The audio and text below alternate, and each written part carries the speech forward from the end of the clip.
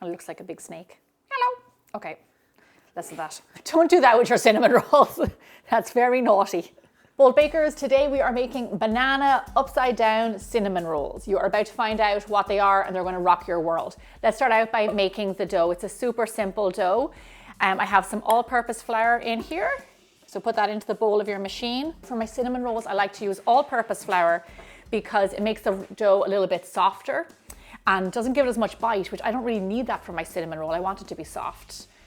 In goes our sugar, a little bit of salt in there, and then a little bit of yeast.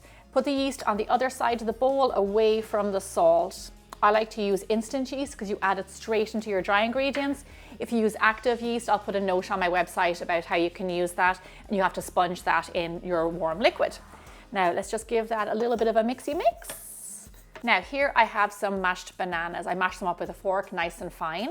I'm going to add those into my flour mixture. This not only gives our dough sweetness, it also adds a lot of moisture and makes them really soft and just gives you that like extra oomph of banana. We're going to put bananas on the inside also, but we're also putting it in the dough.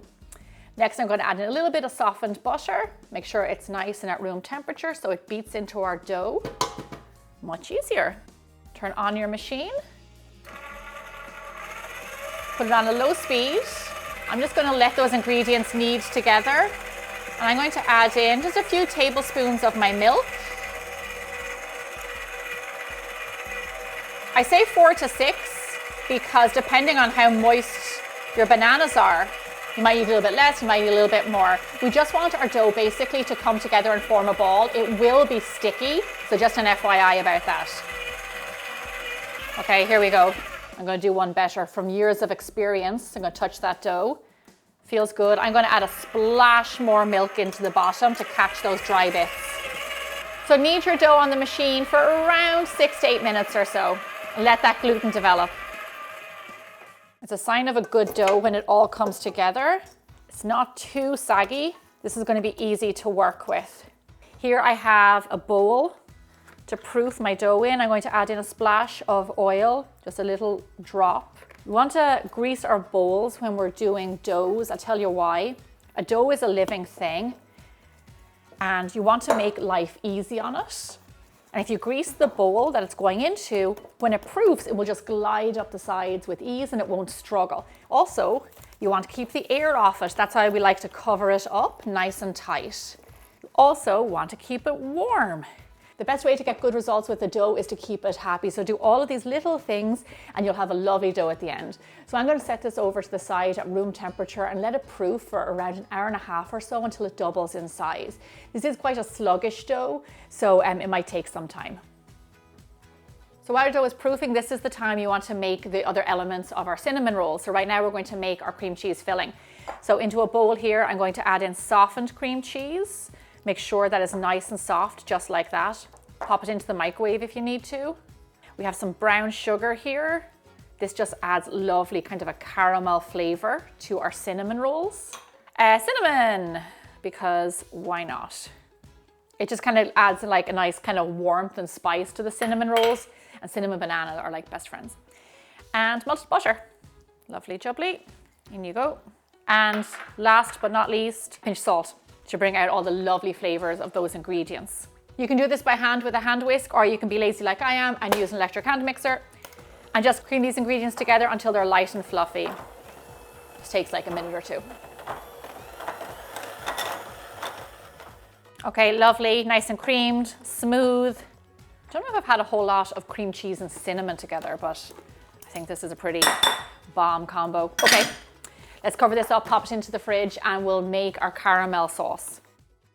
So here I am at the stove top. I have a nice heavy bottom saucepan, and into this I'm going to add in my brown sugar, some butter, and honey. Now the heat is on low, and all I want these ingredients to do is melt together. We're not really forming a caramel, we're just letting them all like melt and combine. There we go, just like that. Give it a little stir, keep it moving. This sauce is actually going to be on the top, because remember these are upside down banana cinnamon rolls. Just let it simmer, melt, fantastic. Now I'm going to turn off this heat and I'm going to add in quite a generous teaspoon of salt and then a little bit of vanilla extract. Okay, lovely. There you go. See the way it all comes together? Beautiful. Head over with me to the countertop and we're going to get this into our pan. Okay, lovely. There's our caramel. Here I have a 9 by 13 pan. It has been buttered along the sides to make sure that our buns come out. It'd be awful if you went to all that trouble and then your buns didn't come out of the pan.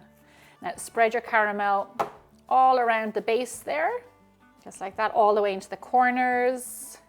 And lastly, we're going to scatter over a few toasted walnuts. If you're not the biggest fan of walnuts, you can do pecans or just leave out them all together. The one thing about the nuts is make sure to toast them beforehand. I'll tell you why. Pretty much in the majority of my baking, I will always toast nuts beforehand so they have the best flavor. And these aren't getting any kind of like direct baking. They're not like, getting, they're not on top, they're on the bottom. So they're not going to get like super toasty. So we want to toast them before they go into the pan, you see? Very sneaky. Okay, so those are all our elements made. Let's go grab our dough now because I think it's ready. So I let this proof for around an hour and a half to 2 hours. It's a little bit sluggish, so you're not going to see it like jump dramatically. But this is good. Now I'm going to flour my surface. Then we're going to roll them out to around 18 inches by 12 inches. All this information, FYI, is on the written recipe on biggerbolderbaking.com. There's our dough. You don't want to roll it too thin. And here I have my lovely cream cheese filling. And you want to spread this all over, but just giving yourself around an inch border so it doesn't start to kind of, for want of a better word, spew out of the roll. And just make sure that it gets a nice even layer, because there's nothing worse. Well, there are things worse, but it's pretty bad to have a dry cinnamon roll. Now, on top of your cream cheese filling, scatter over the bananas. Now, don't forget to do this part in case somebody gets carried away and forgets to sprinkle them over and then makes their cinnamon rolls, and then we have to make it all over again.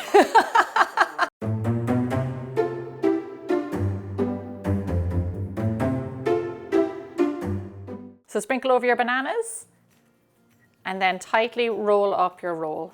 Now with a cinnamon roll, the trick, you kind of pull it back towards yourself and keep that spiral tight. If it's kind of loose, you can have a bit of a gap.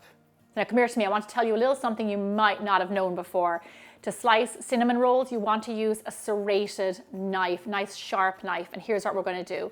Take your serrated knife, we're going to cut our rolls around 2 inches, carve, go back and forth with that knife.